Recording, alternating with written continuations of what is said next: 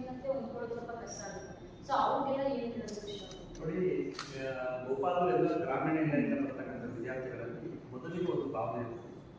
ಇಲ್ಲಿ ಎಲ್ಲ ನಗರದ ವಿದ್ಯಾರ್ಥಿಗಳಿದ್ದಾರೆ, ಇವ್ರ ಜೊತೆ ನಾನು ಏನು ಹೊಂದ್ಕೊಳ್ಳೋದು, ಎಲ್ಲ ಇಂಗ್ಲೀಷ್ನಲ್ಲಿ ಮಾತಾಡ್ತಾರೆ, ನನಗೆ ಯಾವ ರೀತಿ ಇವ್ರ ಜೊತೆ ಸ್ಪಂದಿಸೋದು ಅಂತಕ್ಕಂಥ ಭಾವನೆ. ಅದನ್ನು ಬಿಟ್ಬಿಡ್ಬೇಕು.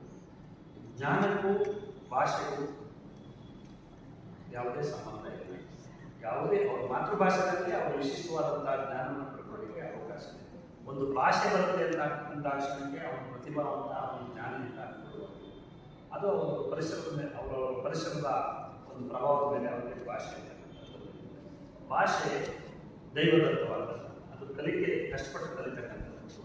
ನಮಗೆ ಯಾವ ಭಾಷೆ ನಮಗೆ ಅವಶ್ಯಕತೆ ಇದೆ, ನಮ್ಮ ಒಂದು ವೃತ್ತಿ ಜೀವನದಲ್ಲಿ ನಾವು ವೃತ್ತಿ ಸಾಮರ್ಥ್ಯವನ್ನು ಹೆಚ್ಚು ಮಾಡಿಕೊಳ್ಳೋದಕ್ಕೆ ಅವಕಾಶ ಇದೆ ಅಂತಕ್ಕಂಥದ್ದನ್ನು ನಾವು ಅರ್ಥ ಮಾಡ್ಕೊಂಡು ಕಲ್ತ್ಕೊಳ್ಬೇಕು.